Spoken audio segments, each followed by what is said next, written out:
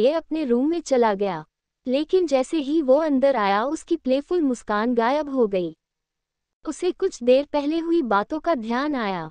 Love story बनाना family के gene में है। उसने अपने बालों पर उंगली फेरते हुए उन्हें पीछे किया और अपने रूम से अटैच्ड अपने टेक रूम में चला गया जहां 10 से भी ज़्यादा कंप्यूटर स्क्रीन्स ऑन थी। उस रूम में हल्की लाइट थी। अर्नव एक हैकर था और टेक्नोलॉजी एक्सपर्ट। कोई भी पासवर्ड या किसी कंपनी को अटैक करना उसके बाएं हाथ का खेल था। ध्रुवी जिस भी मिशन पर जाती अर्नव वहां टेक्नोलॉजी शील्ड लगा देता। वो कंप्यूटर स्क्रीन के सामने बैठा और अगले ही पल उसकी उंगलियां बहुत तेजी से कीबोर्ड पर टाइप करने लगी। कुछ देर बाद उसने एक सैटेलाइट हैक कर लिया। वो फ़ोन एक नेवल शिप पर था जहां उसकी स्वीटहार्ट एक नेविगेटर के पोस्ट में काम करती थी। एक लड़की की आवाज़ अर्नव के कानों में पड़ी, आज ओशियन कितना शांत है न। उद्धरण चिन्ह। अर्नव का दिल बस इसी आवाज़ से धड़क उठा। उसने कुछ और टाइप किया और नेविगेशन रूम के कैमरा को हैक कर लिया। उसमें उसने एक लड़की देखा जो नेवी के वाइट यूनिफॉर्म में थी। उसने जल्दी से फोटो ली और मुस्कुराते हुए लॉग आउट हो गया।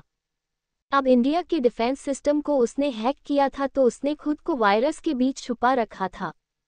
अर्नव ने ऐसा बहुत बार किया था तो उसे पता था कि क्या और कैसे करना है। लेकिन अर्नव को उसकी चिंता नहीं थी। उसका ध्यान उस आवाज़ पर और उस फोटो पर था। कलिका, माय लव। अर्नव पता नहीं कितने देर तक उस फोटो को देखता रहा।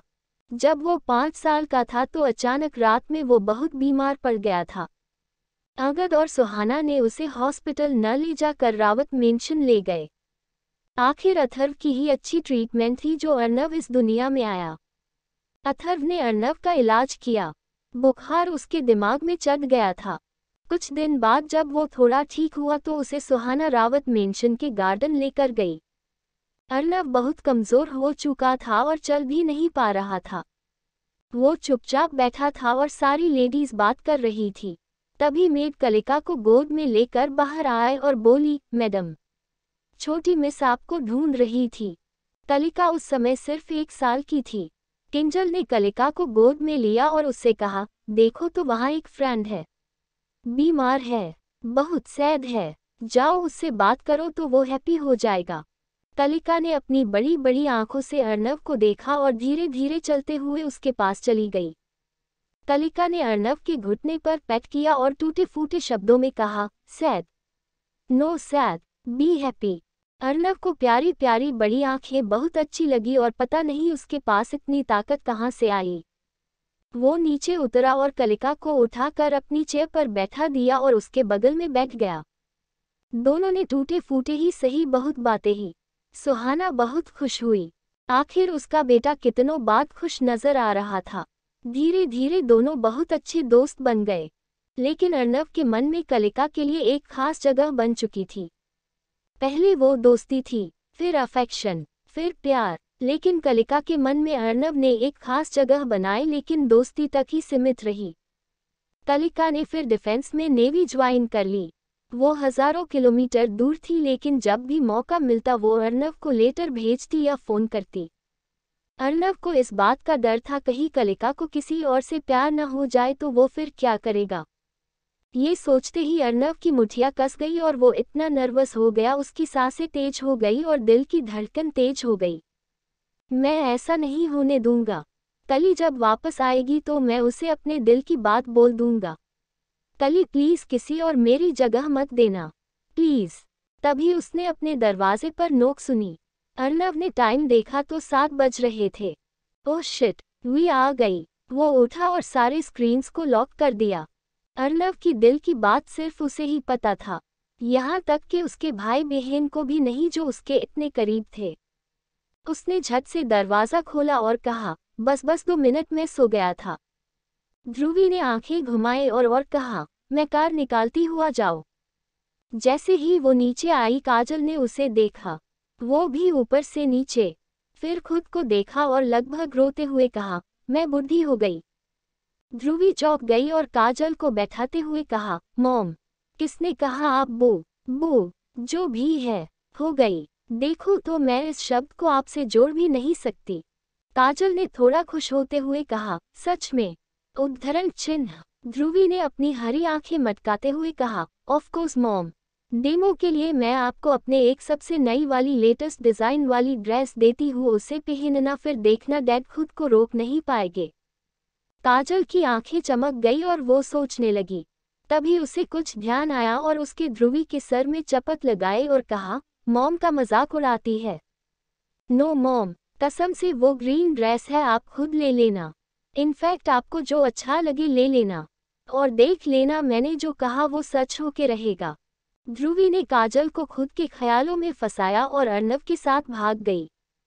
काजल को पूछने का मौका ही नहीं मिला कि वो दोनों कहाँ जा रहे हैं, वो भी शाम के समय। अर्नव ने ब्लैक जीन्स और डार्क ब्लू शर्ट पहनी थी और ध्रुवी ने पिंक बार्बी ड्रेस। जितनी खतरनाक को अपने एक्शन में रहती है उतनी ही क्यूट और हार्मलेस वो अभी लग रही थी। वो एक रेड स्पोर्ट्स कार थी जो सड़कों पर बहुत तेजी से दौड़ रही थी और अंत में अपनी मंजिल तक पहुंच गई। वो शहर के पॉश एरिया सबसे शानदार क्लब था जहां अक्सर कपल में ही एंट्री मिलती थी। अब अर्नव और ध्रुवी कपल तो नहीं लेकिन जोड़ी तो थे ही। वैसे भी अगर दोनों अकेले भी एंटर करना चाहते तो उन्हें कौन रोक सकता था। Money power. अर्नव ने ध्रुवी को साइड खींच और कहा, देख कुछ को छोड़ के लड़के कमीने होते हैं तो मुझे बिना बताए कहीं नहीं जाएगी तू। ओके। ध्रुवी ने डांस फ्लोर में नजरें दौड़ाते हुए कहा, अगर कुछ में मुझे वो लड़का मिल गया तो भी। अर्नव ने सख्ती से कहा, चिल ब्रो, क्या तुम मुझे नहीं जानते। अर्नव के सामने वो सारे सीन घूमने लगे जो ध्रुवी ने किए थे, जो कोई सिंपल इंसान नहीं कर सकता। लेकिन फिर भी वो उसकी बहन थी। ठीक है, व्हाटएवर। दोनों सबसे पहले बार काउंटर पर गए और अपने शिकार को ढूंढने लगे। ये दोनों को कपल्स को तोड़ने में बहुत मजा आता था। ध्रुवी अपनी ब्यूटी और अदा से लड़के को पटा लेती है और अर्नव अपने चार्म से लड़की को। फिर दोनों का ब्रेकअप। इससे पता चल जा है कि उनका प्यार फेक है। ध्रुवी की नज़र एक कपल पर ठहर गई जो उनके काफी नजदीक ही एक टेबल पर बैठे थे। लड़की अपने बॉयफ्रेंड को डांस फ्लोर चलने को कह रही थी और वो जाना नहीं चाह रहा था। आखिरकार वो लड़की अकेले चली गई। अर्नव ने भी ये देखा। फिर ध्रुवी और अर्नव ने एक दूसरे को देखा और दोनों के चेहरे में डेविल स्माइल आ गई। ध्रुवी अपने वाइन की ग्लास लेकर उस लड़के की तरफ गई और अचानक उसके पैर में मोच आ गई और वाइन का ग्लास जमीन पर गिर गया। ध्रुवी ने एक्टिंग की कि कहीं वो कांच उसे न चुभ जाए, इसीलिए उसने 2 कदम पीछे लिए और उस लड़के के बगल में गिर गई। वो लड़का चौंक गया और जल्दी से ध्रुवी को उठाया और बैठाया। वो लड़का तो ध्रुवी की ब्यूटी देखकर पहले ही हैरान रह गया। Are you okay? उद्धरण चिन्ह। ध्रुवी ने पप्पी आइज और पाउट करते हुए कहा, यस, ओके। वो लड़का शर्मा गया कि इतनी सुंदर लड़की को अपने पास देखकर। उधर अर्नव ने उस लड़की के व्यू को ब्लॉक कर दिया और उसके साथ डांस करने लगा। वो लड़की भी अर्नव के चार्म में खो गई। अर्नव ने उसे विंक किया और कहा, तुम डांस अच्छा करती हो, प्लीज मेरे साथ डांस करो, आज ही मेरा ब्रेकअप हुआ है, आई एम सैड। वो लड़की अंदर ही अंदर खुश हुई लेकिन कहा, लेकिन मेरे बॉयफ्रेंड को बुरा लगेगा, तो उसे कोई बहाना बना दो और मेरे प्राइवेट डांस फ्लोर पर चलो। वही ध्रुवी ने कहा, प्लीज मुझे मेरे कमरे तक छोड़ दो, मैं कुछ अच्छा फील नहीं कर रही, लेकिन मेरी गर्लफ्रेंड है यहाँ। अर्नव और ध्रुवी ने एक ही बहाना देने को कहा कि घर से कॉल आया और वो चले गए। फिर दोनों को एक ही रूम में लेकर गए। अर्नव ने उस लड़की को लाया और थोड़ा इंटीमेट होने की एक्टिंग करने लगा। तभी रूम का दरवाज़ा खुला और वो लड़का ध्रुवी को सपोर्ट करते हुए अंदर लाया। बस्टेड। दोनों का झूठ पकड़ा गया और उस रूम में महाभारत होने लगी। मौका पाकर अर्नव और ध्रुवी हंसते हुए निकल गए। आज का कोटा पूरा हो गया तो दोनों उस क्लब से निकल गए। उसी रात सिटी के ट्रेडिंग शिपिंग डॉक पर बहुत सारे कार्गो शिप की होंक की आवाज़ आ रही थी। कई सारी शिप्स डॉक पर पाकर थी और कुछ समुंदर में उतारी जा रही थी। तभी बहुत सारी रेंज रोवर्स डॉक पर पहुंच गई। उसमें से कई गार्ड्स निकले जो कमांडोज के जैसे दिख रहे थे। बीच की कार सबसे अलग थी। उसमें बैठ 20 साल का लड़का अपनी लंबी टांगों को एक दूसरे पर चढ़ाए अपनी उंगलियां आर्मरेस्ट पर टैप कर रहा था। उसकी शार्प आंखें और मोटे मोटे आईब्रोज चौड़ा कंधा और पतला शरीर और 7 पिंक पतले होठ उसे और भी ज्यादा चार्मिंग और हैंडसम बना रहे थे, या यूं कहे कि डेविलिशली हैंडसम। आखिरकार आधे घंटे के बाद जब उसके विंडो पर नॉक हुआ तो ड्राइवर ने दरवाज़ा खोला और वो बाहर निकला। उसके बालों ने उसके फोरहेड को ढक दिया, लेकिन समुद्र से आती हवा में लहरा भी रही थी। समुद्र किनारे ठंड होती है तो उसने लेदर जैकेट, ग्लव्स और बूट्स पहने थे। उसने अपने गार्ड के डायरेक्शन में कदम बढ़ाया तो ऐसा लगा कोई डेविल किसी को हेल पहुंचाने जा रहा है। बॉस, इस तरफ, उसे बांध कर रखा है। उसने कुछ नहीं कहा और आगे बढ़ता गया। डॉक के एक ऑफिस में एक आदमी को मोटी रस्सियों से बांध रखा हुआ था और उसे बहुत मारा भी गया था। अंदर आते ही उसने अपने बाहें फैलाकर कहा, डॉक्टर राकेश, कैसे हैं आप? चोरी करके बड़ा मजा आया होगा ना?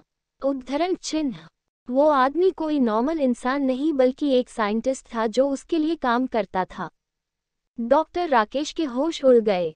उसे उम्मीद नहीं थी ये पागल लड़का खुद आ जाएगा। बॉस, नहीं, मुझे माफ कर दो। अगर मैं फॉर्मूला नहीं चुराता तो मेरा पूरा परिवार मारा जाता। उसने उस आदमी को एक लात मारी और उसके बाल पकड़ कर उठाते हुए बहुत डेंजरस आवाज में धीरे से कहा, तेरा परिवार तो वैसे भी मर चुका होगा। यहाँ मैंने तुझे पकड़ जो लिया है। उस आदमी के चेहरे का रंग उड़ गया और उसने गुस्से लेकिन रोते हुए कहा, सबको मार दिया। उद्धरण चिन्ह। अचानक उसके सीने में एक लात पड़ी और वो आदमी वापस जमीन पर गिर गया और दर्द से कहराने लगा। फिर उसके सीने पर पैर रखते हुए कहा, तूने मुझे धोखा दिया और उसने तुझे। फिर उस आदमी को बहुत मार पड़ी। तभी डॉक्टर राकेश का फोन वाइब्रेट हुआ तो एक गार्ड ने हिम्मत कर कहा, बॉस, राकेश का फोन बज रहा है। इसकी वाइफ का कॉल है। ये सुनकर लड़का रुक गया और पलट कर कहा, उठाओ। फोन उठाते ही एक औरत की तेज आवाज आई, राकेश, कहाँ हो? देखो ये सब कौन है? सब घर में घुस आए हैं। मेरी बच्ची को छोड़ नहीं रहे। राकेश, बोलो। राकेश जो लहूलुहान पड़ा हुआ था वो बेबसी अपनी वाइफ की चीखें ही सुन पा रहा था। वो कहराते हुए बोल रहा इनफैक्ट बड़बड़ा रहा था, नहीं, कुछ मत करो, मैं देता हूँ। उद्धरण चिन्ह। एक गार्ड ने राकेश को उठाकर बैठाया। उसे इतनी मार मिली थी कि वो ठीक से खड़ा तो दूर बैठ भी नहीं पा रहा था। वो एक लकड़ी के चेयर पर बैठ गया और कहा, तो तुमने फॉर्मूला अभी तक बेचा नहीं है? उद्धरण चिन्ह। राकेश चुप रहा। इसका मतलब हाँ था। वो लड़का पागलों की तरह हंसने लगा और अचानक रुक गया और कहा, तुम्हारे पास 2 ऑप्शन है। फॉर्मूला वापस करो तो मैं तुम्हारी फैमिली को बचा लूंगा, और दूसरा। उसने दांत पिसते हुए कहा, आसान है, सबके साथ मर जाओ। उसने जैसे ही बोलने की कोशिश की उसके मुंह से खून निकल गया। किसी को उसकी बुरी हालत पर बिल्कुल तरस नहीं आया। जल्दी बोलो, टाइम कम है, कहीं सबसे पहले तुम्हारे बच्चे न मारे जाए। आखिर उस ग्रुप की खासियत ही यही है। राकेश पैनिक करने लगा और फिर से बोलने की कोशिश की, मेरा घर, बैग, बॉक्स, फोन नंबर, बोल। वो बेहोश हो गया। उस लड़के के होठों में डेविल स्माइल आ गई और उसने अपने गार्ड को इशारा किया और फौरन बाहर चला गया। वो अपनी चेयर से उठा और अपने ग्लव्स को निकालकर एक गार्ड की तरफ फेंक दिया और कहा, ब्लड। वो गार्ड समझ गया कि उसे क्या करना है। जैसे ही वो अपनी लिमो में बैठा उसका फोन बजा। Yes dad. दूसरी तरफ से आलसी आवाज आई, काम हुआ। उद्धरण चिन्ह। Of course dad. Arth Rawat कोई काम हाथ में ले और वो पूरी ना हो। ऐसा कैसे हो सकता है? अथर्व की हंसी की आवाज आई और उसने कहा, वैसे वॉइस चेंजर का आइडिया अच्छा था। कहाँ है वो गद्दार? उद्धरण चिन्ह। उसे मैंने लैब भेज दिया, रेड हाउस में। अर्थ ने कहा, ओके, इससे पहले तुम्हारी मॉम वापस आ जाए। घर आ जाओ। अथर्व ने अंगड़ाई लेते हुए कहा। अर्थ सिर्फ मुस्कुराया और ओके बोलकर फोन रख दिया। अर्थ की कार आगे बढ़ रही थी और वो रावत मेंशन की तरफ हाईवे के रास्ते से जा रहा था। अर्थ रावत, 20 साल और अथर्व की तरफ जूनियर डेविल डॉक्टर के नाम से फेमस। किंजल ने बहुत कोशिश की उसे एक शरीफ इंसान बनाए, लेकिन उसके अंदर उसके डैड के डेविल जीन का इफेक्ट कुछ ज्यादा ही था। वो बिल्कुल जूनियर अथर्व ही था और अपने ग्रैंडपा और ग्रैंडमा की आंखों का तारा, इसीलिए वो और बिगड़ गया। लेकिन वो सबसे ज्यादा किंजल से ही प्यार करता था, सबसे ज्यादा। वो उसकी आइडल जो थी। उसी हाईवे को शॉर्टकट बनाकर किंजल भी घर वापस आ रही थी। वो अथर्व के भेजी हुई कार में थी जिसे ड्राइवर चला रहा था। किंजल अब सीनियर इंस्पेक्टर से ACP बन गई थी और उसकी पोस्टिंग भी इसी शहर में हुई। हालांकि ये जुगाड़ अथर्व ने ही लगाया था, लेकिन किंजल को बुरा नहीं लगा क्योंकि पावर को कभी कभी यूज कर लेना चाहिए। किंजल आंखें बंद किए सीट पर सर टिका कर बैठी थी कि अचानक उसकी कार झटके के साथ रुक गई। उसकी आंखें झट से खुल गई और उसका सर भी पैसेंजर सीट से टकरा गया। क्या हो रहा है? उद्धरण चिन्ह। किंजल ने इतना ही कहा था कि ड्राइवर कार से निकलकर भाग गया। किंजल अगले ही पल समझ गई कि ये एक ट्रैप है। अचानक दो बड़ी गाड़ी ने उसे दोनों तरफ किंजल को ब्लॉक कर खड़ी हो गई। कुछ लोग निकले और गोलियां बरसाने लगे। किंजल नीचे झुककर बैठ गई और अपने मोबाइल को ढूंढने लगी। बास्टर्ड ड्राइवर, मेरा मोबाइल भी लेकर भाग गया। किंजल ने दांत पीस लिए और सबको मन ही मन बहुत गालियां दी। जब तक कोई कार इस रास्ते में नहीं आएगी तब तक कुछ नहीं हो सकता। वो तो अच्छा था कि कार के शीशे बुलेट प्रूफ थे, वरना उसकी तो छलनी बन जाती। गलती हो गई मुझसे। मुझे अथर्व को गार्ड्स रखने के लिए मना नहीं करना चाहिए था। किंजल ने अपनी गन निकाली और रेडी हो गई। कांच में इतनी नज़दीक से गोली चलने की वजह से क्रैक्स पड़ने लगे थे। तभी पीछे से किंजल को दो लाइट बल्ब दिखे। दरअसल वो हेडलाइट थे। उन दोनों कार्स के लोगों ने भी देखा और वापस अपनी कार्स में बैठकर निकल गए। तान्या, जो अपनी नई कार लेकर अकेले ही ड्राइव पर निकल गई, वो बहुत खुश थी। 18 साल की वो तो कब की हो चुकी थी, लेकिन ड्राइविंग लाइसेंस उसे आज ही मिला था। ये कार उसके भाई ने उसे गिफ्ट की थी, जो बहुत सेफ थी और कस्टमाइज थी। तान्या की कार में म्यूजिक बहुत तेज थी और मस्ती में थी। उसने सोचा एक राउंड लगाकर वो वापस घर चले जाएगी, लेकिन अपने सामने का नज़ारा देख वो दंग रह गई। उसके डैश कैमरा में सब कैद हो गया, लेकिन फिर उसे आते देख सब भाग भी गए। क्या कोई मर गया? किसी का मर्डर हो गया? या कोई जिंदा बचा भी होगा क्या? उद्धरण चिन्ह। तान्या ने किंजल की कार के बगल में कार रोकी, लेकिन घबराहट में उतरी नहीं। वैसे ही ये जगह कितनी सुनसान थी, अगर वो कोई मुसीबत में पड़े तो उसके डैड और मॉम उसे बहुत डांटेंगे। फिर वो मदद करने से पीछे कभी हटती नहीं, जो उसका स्वभाव था। उसने अपनी कार के कांच को हल्का नीचे किया और घबराती हुई आवाज में कहा, कोई है क्या? कोई अंदर है? उद्धरण चिन्ह। तभी झटके से कार का दरवाजा खुला और एक औरत बाहर निकली। उसकी उम्र ज्यादा थी, लेकिन वो बहुत सेक्सी लग रही थी। किंजल ने मुस्कुराते हुए कहा, मुझे बचाने के लिए थैंक यू। तान्या कुछ बोलती उससे पहले फिर गोली चलने की आवाज आई और दोनों झुक गई। किंजल के हाथ में गन थी तो उसने एक फायर की और उस कार का ड्राइवर मर गया। दूसरी कार का अता पता नहीं था। मुझे नहीं लगा था कि ये लोग वापस आएंगे। उद्धरण चिन्ह ... तान्या ने जब देखा तो किंजल के माथे में कांच चुभने से खून बहने लगा। मैम, आपके सर से खून निकल रहा। किंजल ने अपनी कार के मिरर में देखा और टिश्यू से खून रोक कर कहा, क्या तुम मुझे मेरे घर ड्रॉप कर दोगी? उद्धरण चिन्ह। लेकिन आपको हॉस्पिटल जाना चाहिए। मेरे हस्बैंड डॉक्टर है, और हाँ, मैं पुलिस में हूँ, तो तुम्हें इनाम जरूर मिलेगा। किंजल पैसेंजर सीट पर बैठ गई। मेरा नाम तान्या सेठ है। रास्ते में किंजल का जख्म और खराब होता गया और खून निकलने लगा, जिससे वो आधी बेहोश ही हो गई थी। मैम, मैंने कहा था पहले हॉस्पिटल चलते हैं। किंजल ने सर हिलाते हुए कहा, ओके। रावत मेंशन से नज़दीक रावत का हॉस्पिटल था, तो तान्या ने किंजल को वहां एडमिट करवा दिया। वहां सब जानते थे कि किंजल कौन है। मैम जरूर कोई बहादुर और ब्रेव पुलिस अफसर है, इसीलिए तो उन्हें मारने की कोशिश की, और हॉस्पिटल वाले भी जानते हैं। उद्धरण चिन्ह ... इसीलिए तान्या फिर वहां से निकल गई। अर्थ घर पहुंच चुका था और अपने डैड अथर्व के साथ लिविंग रूम में ही बैठा था। पता नहीं किंजल अभी तक क्यों नहीं आई। अथर्व ने बेसब्री से दरवाजे की तरफ देखते हुए कहा, डोंट वरी डैड, मॉम आ जाएगी। अर्थ ने पिज्जा कहते हुए कहा, ये तुम इतनी रात को पिज्जा क्यों खा रहे? उद्धरण चिन्ह, डैड मैंने डिनर मिस कर दिया, सब उस बेवकूफ राकेश की वजह से। अर्थ ने बड़ा बाइट लेते हुए कहा। अथर्व ने हंसते हुए कहा, वैसे तुमने प्लान अच्छा बनाया था। बैकग्राउंड में मूवी चलाकर और उसकी वाइफ की आवाज में हेल्प मानकर। उद्धरण चिन्ह, ऑफ कोर्स डैड मैं ऐसे ही किसी को मार नहीं सकता, मॉम कहीं मुझे जेल में डाल दे। अथर्व ने हंसते हुए कहा, तो क्या मॉम ने तुम्हें किसी को कैद करने को मना नहीं किया? उद्धरण चिन्ह, वो एक सीक्रेट है, अर्थ फुसफुसाया। अथर्व और अर्थ दोनों साथ में पिज्जा खाने लगे। तभी एक गार्ड हफ्ता हूँ अंदर आया और हकलाते हुए कहा, boss boss, madam madam, attack, hospital hospital. Atharva का चेहरा काला पड़ गया और उसके गार्ड का कॉलर पकड़ लिया और पूछा, ठीक से बताओ। अर्थ ने दूसरी तरफ अपने लोगों को कॉल किया और किंजल का बारे में पता करने को कहा।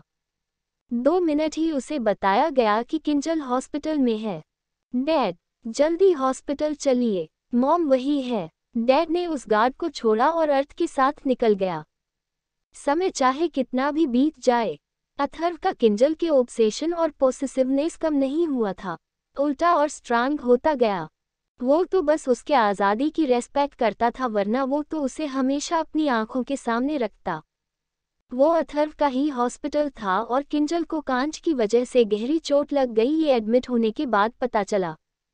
हॉस्पिटल पहुंचते ही अथर्व बुलेट की स्पीड से ऊपर भागा। वही तान्या भी बेचारी घबराई हुई लिफ्ट से नीचे आ रही थी। अथर्व लिफ्ट का वेट नहीं कर सकता था तो वो सीढ़ियों से ऊपर भागा। 4था फ्लोर ही तो था। अर्थ ने कार की चाबी वालेट को दे दी और अथर्व के पीछे गया। तान्या की कार यही पाका थी, लेकिन फिर अचानक रुककर वालेट से ही पूछा, मॉम को कौन लेकर आया? उद्धरण चिन्ह, वालेट ने उंगली दिखाकर कहा, वो एक छोटी सी लड़की थी, वो वाइट BMW ओसी की है। अर्थ ने कार को देखा तो बिल्कुल नया लग रहा था। तान्या का फोन बजा और दौड़ते हुए पार्किंग की तरफ जाने लगी। हाँ मॉम, मैं आती हूँ, किसी की हेल्प करने में टाइम लग गया। अर्थ के कानों ने ये आवाज़ सुनी तो पीछे पलटा तो उसी समय तान्या भी हवा के झोंके के साथ उसके बगल से पार हो गई। न ही अर्थ और न ही तान्या ने एक दूसरे को देखा। तान्या के लंबे बाल अर्थ के गर्दन को स्पर्श करते हुए निकल गई।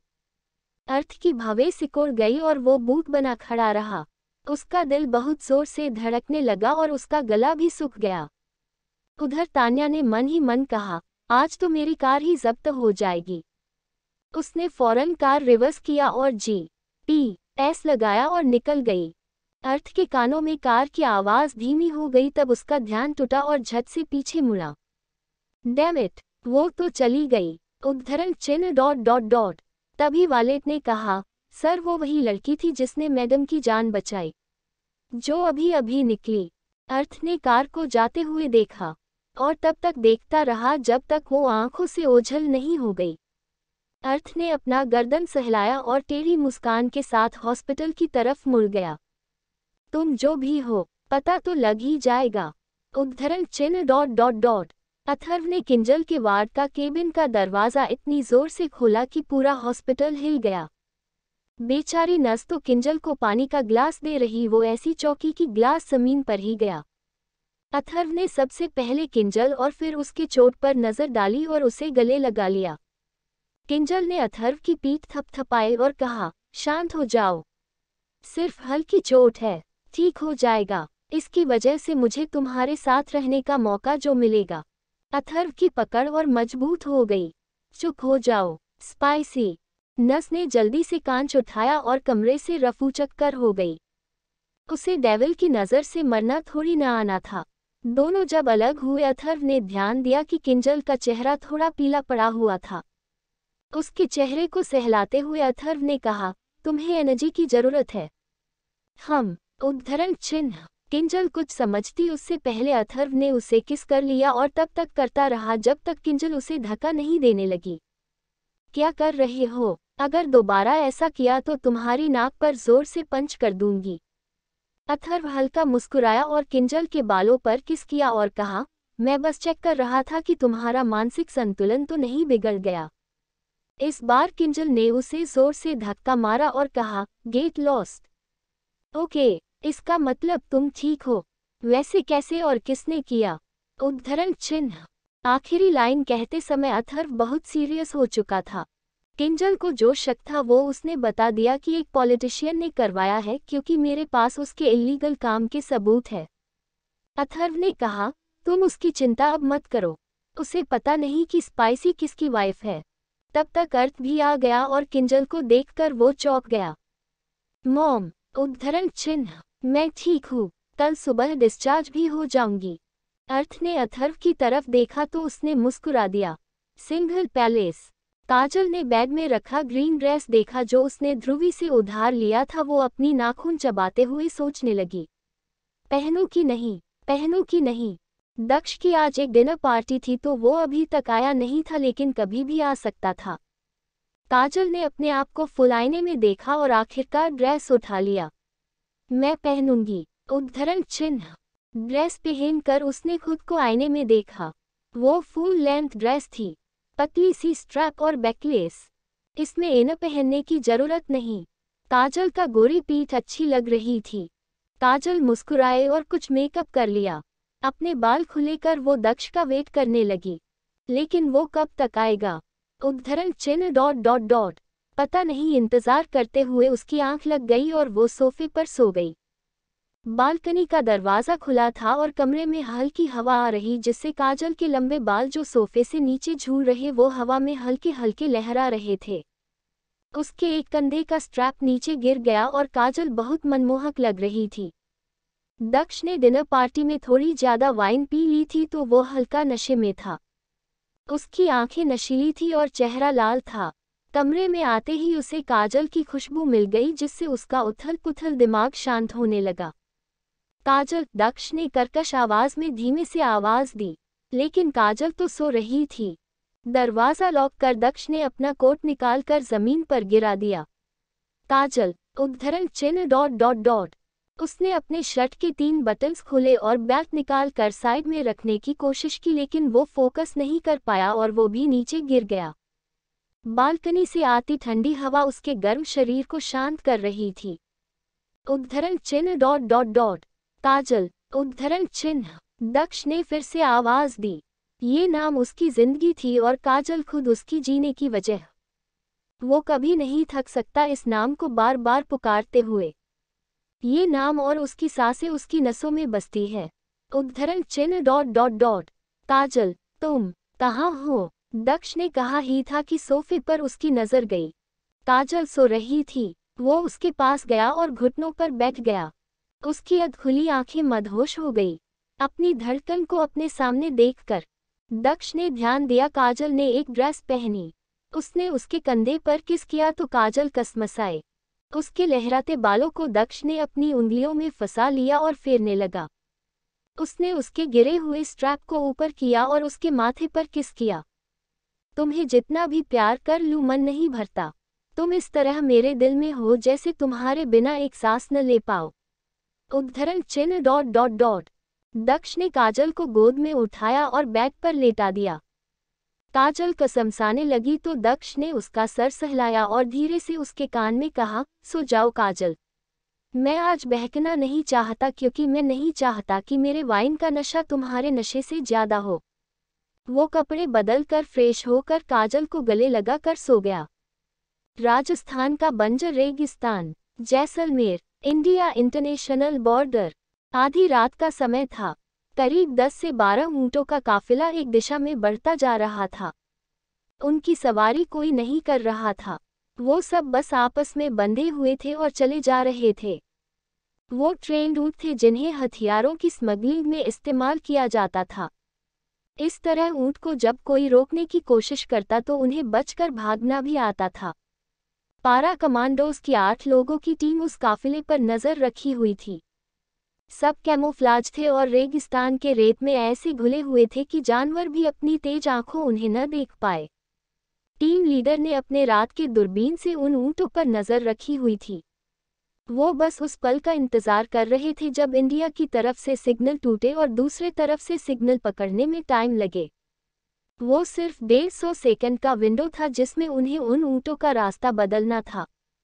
3 फ्रंटलाइन कमांडोज और 5 बैकअप कमांडोज। टीम लीडर ने काउंटडाउन शुरू किया और अपने हेडसेट में कहा, नाउ। जैसे ही टीम लीडर का कमांड मिला, दूसरी तरफ से सुपरसोनिक वेव्स छोड़े गए जो जानवरों के लिए बहुत सेंसिटिव थे। ऊँटों का आपस में कनेक्शन टूट गया और तीतर बितर होकर भागने लगे। वहां भगदड़ का माहौल था और ऊँट चिल्ला रहे थे। तीनों फ्रंटलाइन कमांडोज, जिसमें टीम लीडर भी था, वो ऊँटों की तरफ दौड़ पड़े। एक एक करके सबके ट्रैकिंग डिवाइस उनके पैरों से खोला जा रहा था। उन जानवरों के पैर बहुत मजबूत और घातक होते हैं, इसीलिए इसमें भी बहुत खतरा था। लेकिन वो कमांडोज है तो उन्हें किसी बात का डर नहीं था। एक ऊँट जो रास्ता भटका सही दिशा में ही जा रहा था। टीम लीडर ने देखा तो सिर्फ 25 सेकंड बचे थे। उसने लंबी छलांग लगाई और उस तरफ दौड़ पड़ा। वो बॉर्डर की तरफ जा रहा था। सेकंड लीडर ने कहा, अबोट अबोट। लीडर, वापस आ जाओ। लीडर ने मुस्कुराते हुए कड़क आवाज में कहा, नो कॉम्प्रोमाइज। इस ग्रुप का लीडर हमेशा से बहुत जिद्दी ही रहा है।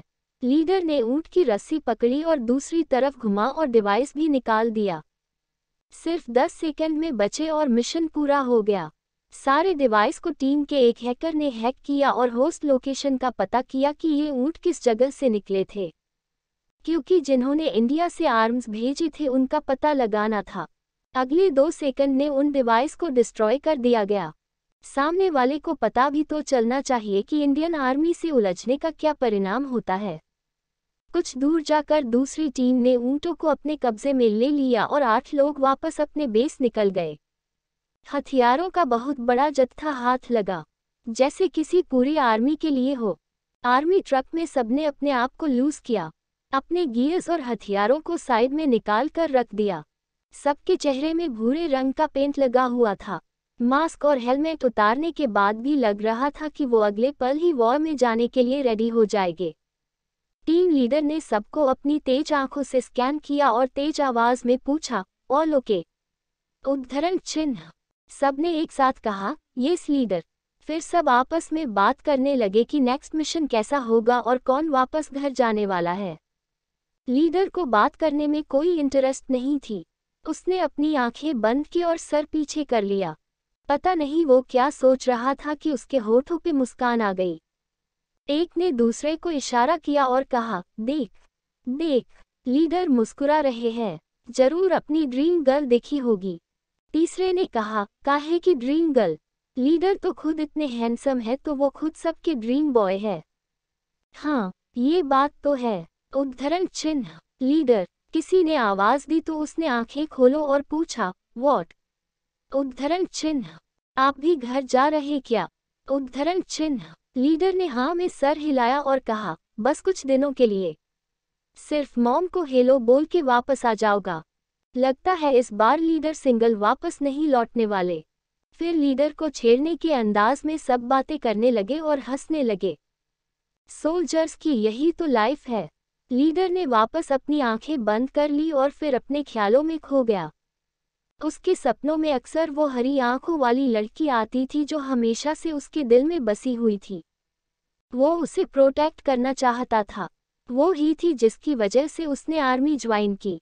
डायरेक्टली या इनडायरेक्टली वो उसकी जान की रक्षा ही तो कर रहा था। सिंघल पैलेस। अगली सुबह जब काजल उठी तो दक्ष बगल में नहीं था। क्या दक्ष रात वापस नहीं आया? उद्धरण चिन्ह ... फिर उसने खुद को देखा। ओह, आया ही होगा क्योंकि मैं तो वहां थी और नींद में चलने की बीमारी तो मुझे है नहीं। उद्धरण चिन्ह ... उसने अपने आप को देखा तो उसके कपड़े भी बदले हुए थे। तो क्या दक्ष ने मुझे देखा लेकिन कुछ भी नहीं किया? क्या मैं अब अट्रैक्टिव नहीं लगती? उद्धरण चिन्ह ... ये सोचते ही काजल ने रोनी सी शक्ल बना ली। तभी दक्ष रूम में आया। वो एक्सरसाइज करके आया था। तुम उठ गई। काजल ने दक्ष को देखा लेकिन उसका चेहरा उतरा हुआ देख दक्ष की भवें सिकुड़ गई। क्या हुआ काजल? कोई बुरा सपना देखा क्या? तुम सैड क्यों लग रही हो? उद्धरण चिन्ह। काजल ने कुछ नहीं कहा और उसकी तरफ पीट कर बैठ गई। बोलो न, क्या हुआ? दक्ष ने फिर से पूछा। काजल अचानक उसकी तरफ पलट गई और काजल के आंसू देख दक्ष बहुत घबरा गया। काजल, तुम रो क्यों रही हो? दक्ष ने बेचैनी में पूछा और उसके आंसू पोंछ दिया। मैं तुम्हें अब अच्छी नहीं लगती न? उद्धरण चिन्ह। दक्ष ने सर टिल्ट किया और काजल के शब्दों का मतलब समझने की कोशिश करने लगा। क्या मतलब है? ऑफ कोर्स तुम मुझे अच्छी लगती हो और हमेशा लगोगी, दक्ष ने कॉन्फिडेंस से कहा। तो फिर मेरे इतने सुंदर ड्रेस से भी तुम्हें कोई फर्क नहीं पड़ा? वो मैं ध्रुवी से उधार लिया था, फिर भी कोई फायदा नहीं हुआ, काजल ने मुंह फुलाकर कहा। ये सुनते ही दक्ष हंसने लगा। अब तुम हंस क्यों रहे हो? काजल ने झुंझलाते हुए पूछा। दक्ष ने काजल की थोड़ी को पकड़ा और अपनी तरफ खींचकर कहा, तुम कुछ नहीं पहनती तो ज्यादा अच्छा होता। ये सुनते ही काजल बुरी तरह शर्मा गई और तुरंत उसका चेहरा लाल हो गया। दक्ष ने काजल के होठों को छू लिया और कहा, मेरे लिए सिर्फ तुम हो, सिर्फ तुम। मेरा प्यार, मेरा दिल सिर्फ तुम्हारा है। तुम मेरी हो काजल और मैं सिर्फ तुम्हारा। दक्ष के शब्दों ने काजल को सेड्यूस कर दिया। उसकी सांसें तेज होने लगी। काजल की गहरी होती आंखों को दक्ष और उसके शरीर की बढ़ती गर्मी को दक्ष ने महसूस किया और फिर से होठों को छूते हुए कहा, चलो साथ में नहाते हैं। काजल कुछ बोलती उससे पहले दक्ष ने गोद में उठा लिया और बाथरूम ले गया। रावत मेंशन। किंजल के जख्मी होने की खबर कुमुद और शशि को सुबह में मिली, लेकिन अथर्व ने उन्हें हॉस्पिटल आने से मना कर दिया क्योंकि किंजल को सुबह में ही डिस्चार्ज मिल जाएगा। कुमुद ने किंजल को ऊपर से नीचे ठीक से देखा और कहा, तुम एक दिन में कितनी पतली हो गई। रुको, मैं तुम्हारे लिए सूप बनती हूँ। मॉम, इसकी जरूरत नहीं, आप बैठिए यहाँ पर, शशि ने अथर्व से पूछा। कैसे हुआ ये सब? उद्धरण चिन्ह। किंजल ने अथर्व को जो जो बताया उसने सब शशि को बता दिया। शशि ने सर हिलाया और कहा, ये मैटर मुझ पर छोड़ दो, मैं देख लूंगा। तभी अर्थ बाहें फैलाते हुए दरवाजे से अंदर आया और कहा, ग्रैंडपा। मैं हूँ, तो आप क्यों? उद्धरण चिन्ह। शशि ने कहा, क्योंकि तुम कुछ ज्यादा ही अच्छे से हैंडल करोगे, इसीलिए मुझे करने दो। शशि का कहने का मतलब था कि अर्थ उस मिनिस्टर को सीधे अपने रेस्ट हाउस में बंद कर देगा, जिससे और परेशानी खड़ी हो सकती है। अर्थ की देवलिश मुस्कान किसी की भी रोंगटे खड़े कर दे। वो उसी तरह मुस्कुराया और कुछ नहीं कहा। वो तो अच्छा है किंजल ने अर्थ का एक्सप्रेशन नहीं देखा, वरना पक्का उसे डांट पड़ती। वैसे मॉम, आपको कोई लड़की हॉस्पिटल लेकर आई थी? उद्धरण चिन्ह। किंजल ने हाँ में सर हिलाया और अचानक पूछी, वो गई कहाँ? क्या तुम उससे नहीं मिले? उद्धरण चिन्ह। अर्थ ने ना में सर हिला दिया। किंजल कुछ सोचा और कहा, वो कलिका की उम्र की ही थी और उसका नाम। किंजल ने सोचा और कहा, हाँ, उसका नाम तान्या सेठ था। मुझे लगता है वो नई ड्राइवर है, लेकिन फिर भी उसमें हिम्मत बहुत है। इतनी गोलियों के चलने के आवाज के बीच उसने मेरी हेल्प की। अर्थ की आंखें चमक गई। अगर मॉम ने उस लड़की की इतनी तारीफ की तो कुछ तो बात होगी उसमें। उद्धरण चिन्ह ...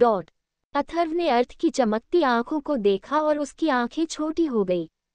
ये लड़का अब किस चक्कर में है? उद्धरण चिन्ह ... तो मॉम, क्या मैं उसे ढूंढूं? उद्धरण चिन्ह। किंजल ने हाँ में सर हिलाया और कहा, ऑफ कोर्स, मुझे उसे थैंक यू जो बोलना है। उद्धरण चिन्ह। अथर्व और कुमुद ने एक साथ कहा, मुझे भी। फिर सब शशि को देखने लगे कि क्या उसे थैंक यू नहीं बोलना। शशि सकपका गया और हकलाते हुए कहा, हाँ हाँ हाँ, मुझे भी। साहिल का घर। त्रिशा किचन से साहिल के लिए चाय लेकर आई और पूछी, तानी उठी क्या? उद्धरण चिन्ह।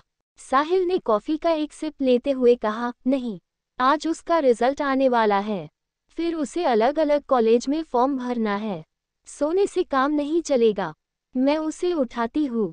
त्रिशा जाने को उठी तो साहिल ने उसका हाथ पकड़ लिया और अपनी गोद में बैठा लिया और कहा, कुछ टाइम मुझे भी दे दो। त्रिशा पहले सकपका गई, फिर शर्मा गई। साहिल द मॉन्स्टर, तुम एकदम बुद्धू हो। मैं तुम्हारी वाइफ हूँ तो तुम मेरा पूरा टाइम ले सकते हो। साहिल मुस्कुराते हुए आगे झुका और त्रिशा को किस कर लिया। लेकिन तृषा ने उसे दूर करने की कोशिश करते हुए कहा, यहाँ नहीं, ये लिविंग रूम है। और तानिया आ गई तो उद्धरण चिन्ह। साहिल रुका गया और कहा, ये लिविंग रूम है तो बेडरूम चले, उद्धरण चिन्ह डॉट डॉट डॉट। और तृषा को गोद में उठा लिया। तृषा तो शर्म से पानी पानी हो गई क्योंकि कुछ मेज़ ने उन्हें ऐसे देख लिया। वो तो अपने ही जाल में फंस गई। तान्या तो और सोना चाहती थी लेकिन उसकी फ्रेंड उसे कॉल पे कॉल किए जा रहे थे। उसने किसी तरफ कसमसाते हुए बिना कॉलर का नाम देखे फ़ोन उठाया और आलसी आवाज़ में कहा, क्या है? कौन है? सोने क्यों नहीं देते? उद्धरण चिन्ह। दूसरी तरफ से एक चीख सुनाई दी। बेचारी तान्या इतना डर कि बिस्तर से नीचे गिर गई। तान्या को लगा कि पूरी दुनिया उल्टी हो गई है और अभी तक नींद से जागी भी नहीं। उसका फ़ोन कुछ दूर जाकर गिरा। उसने रेंगते हुए अपने फ़ोन को उठाया और कॉलम में वर्षा लिखा था तो उसने दांत पीस लिए, वर्षा की बच्ची, क्या तुम मुझे जान से मारना चाहती है? तान्या, तान्या, तानी, मेरी स्वीट हार्ट, प्यारी प्यारी बच्ची, तूने तो कमाल कर दिया। तान्या ने भवें सिकोड़ ली और कहा, तूने भान खा ली है क्या? मैं तेरी स्वीट हार्ट नहीं। अरे नहीं रे, मैं तो इतनी खुश हूँ कि कुछ भी बोल सकती हूँ। तान्या ने जम्हाई ली और बेड पर वापस बैठते हुए पूछा, बताओ तो क्या बात है? तान्या मेरी जान, तूने all India medical entrance exam में स्टेट में टॉप किया है और कंट्री में तेरा 5वां पोजीशन है। वर्षा ने लगभग चिल्लाते हुए कहा। इस बार तान्या शॉक होकर खड़ी हो गई। क्या बात कर रही है? सच में? उद्धरण चिन्ह। हाँ जी, खुद रिजल्ट चेक कर ले, वर्षा ने कहा और फ़ोन काट दिया। तान्या ने अपना कंप्यूटर ऑन किया और रिजल्ट चेक करने के लिए अपना रोल नंबर डालकर लॉगिन किया। अगले ही पल एक वेब पेज खुला और उसमें उसका रिजल्ट था। रिजल्ट देखकर पहले तो उसे बहुत बड़ा झटका लगा और अगले ही पल उसकी आंखों से आंसू बहने लगे। तान्या अपने कमरे पर नज़र दौड़ाई जो सिर्फ बुक से भरी हुई थी। इस एग्जाम के लिए उसने बहुत मेहनत की थी। दिन क्या और रात क्या। सिर्फ उसने ही नहीं, उसकी फैमिली ने भी उसे बहुत सपोर्ट किया। बे टाइम रात में कभी उसके डैड या मॉम या भाई उसे कुछ खाने को ला कर देते। उसने अपने आंसू पोंछे और वर्षा को मैसेज कर दिया, thank you my best friend. फिर वो अपने पाजामे में ही बिखरे हुए बालों के साथ बाहर दौड़ पड़ी। एक मेड से पूछा तो पता चला कि तृषा और साहिल गार्डन में है और सार्थक ऑफिस चला गया। मॉम डैड, तान्या खुशी से कूदते और चिल्लाते हुए उस तरफ गई। वो तृषा के गले लग गई और अपना रिजल्ट बताया। तृषा और साहिल बहुत खुश हुए, बहुत ज्यादा। तृषा ने नम आंखों को पोंछते हुए कहा, ये तो होना ही था, आखिर मेरी तानी किस पर गई है? उद्धरण चिन्ह। तानी को हंसी आ गई। इस सवाल का जवाब कभी नहीं मिलता था क्योंकि साहिल इसी मौके पर तृषा को चिढ़ाने का कोई मौका नहीं छोड़ता था। ऑफ कोर्स मेरे पे गई है। तुम्हारी मैथ्स तो इतनी कमज़ोर है कि तुम सिर्फ पास होती थी। तृषा ने उसे एक लात साहिल उसके पैर पर मारी और कहा, हाँ तो इससे स्मार्टनेस का क्या लेना देना? जरा देखो तो, अगर तानी तुम पे जाती तो उसकी नाक टेढ़ी होती। तान्या हंसने लगी और साहिल ने अपना नाक छुआ और मुंह बनाते हुए कहा, और तुम जंगली बिल्ली, तुम बघार बिल्ले, तुम बंदरिया, और तुम गधे। तान्या ने दोनों को रोक दिया और कहा, मॉम डैड, बस मैंने बचपन से न जाने कितनी बार सुना है, आप दोनों सच में बहुत क्यूट हो। मैं सार्थक भैया को खुद बताना चाहती हूँ। मॉम, क्या आप गाजर का हलवा बनवा देगी? उद्धरण चिन्ह। तृषा ने मुस्कुराते हुए कहा, हाँ, लेकिन इस कड़वे करेले को कुछ देना, जितना भी खाए कड़वा ही रहेगा। साहिल ने अपनी आंखें घुमाए और तृषा के कानों में फुसफुसाते हुए कहा, कुछ देर पहले तो तुम मेरा टेस्ट बड़े मज़े से ले रही थी। क्या मैं कड़वा था? उद्धरण चिन्ह। तृषा बेचारी, उसका चेहरा शर्म से लाल हो गया। परवट। फिर तृषा झट से तान्या को खींचते हुए अंदर ले गई और पीछे से साहिल की हंसी की आवाज़ आने लगी। सिंघल पैलेस। जब तृषा ने काजल को तान्या की रिजल्ट्स बताई तो काजल खुशी से कूद गई।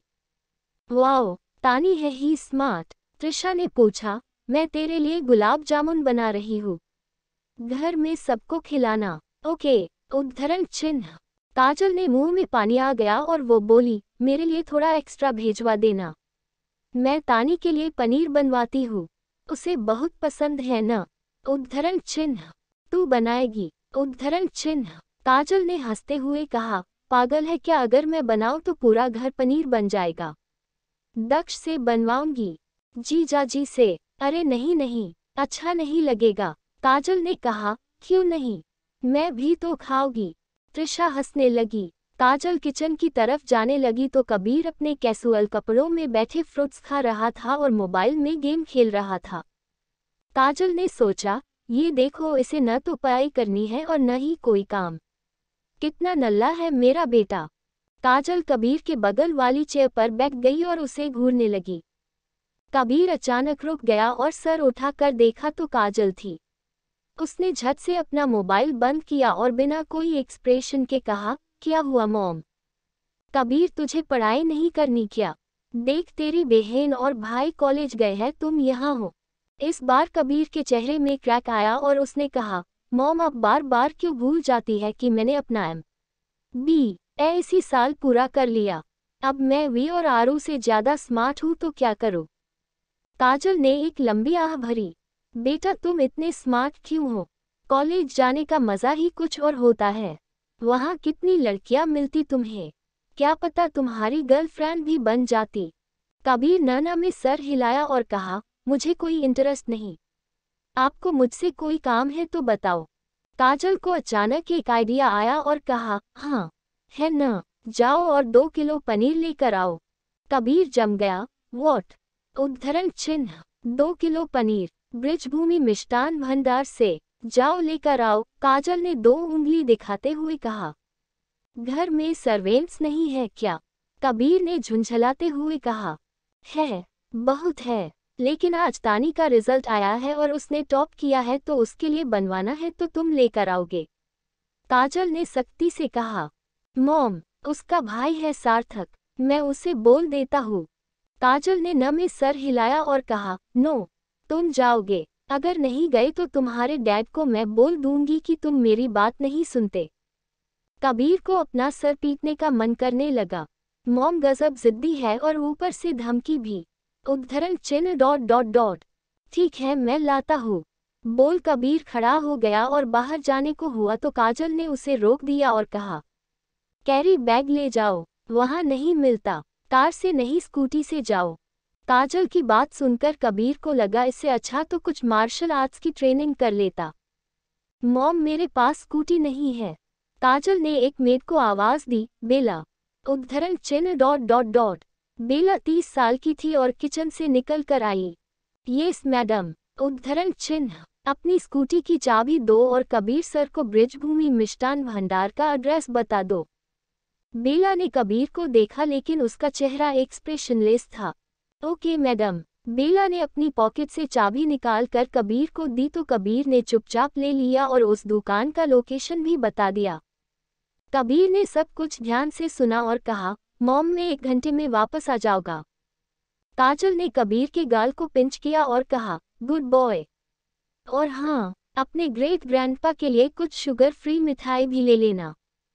कबीर ने हाँ में सर हिलाया और निकल गया। जाहिर था वो अकेले तो जाने वाला नहीं था। उसके गार्ड्स शैडो की तरह उसके साथ ही चल दिए। Rawat mention.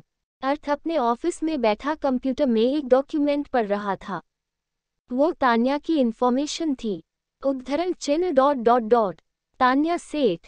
Hmm, nice name and very cute. अचानक अर्थ ने अपनी पलकें झपकाए। मैं ये क्या बकवास कर रहा हूँ? अर्थ, होश में आ जा, मुझे बस उसे थैंक यू ही बोलना है।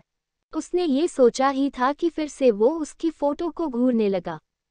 उसे ये भी पता चल गया कि वो एक मेडिकल स्टूडेंट है। ये तो बहुत अच्छा है, फ्यूचर में वो मेरे साथ काम करेगी और हम साथ। अर्थ ने फिर से अपना सर झटका और कंप्यूटर स्क्रीन बंद कर दी। मैं क्यों ये सब सोच रहा हूँ? थैंक यू बोलकर निकल जाना है।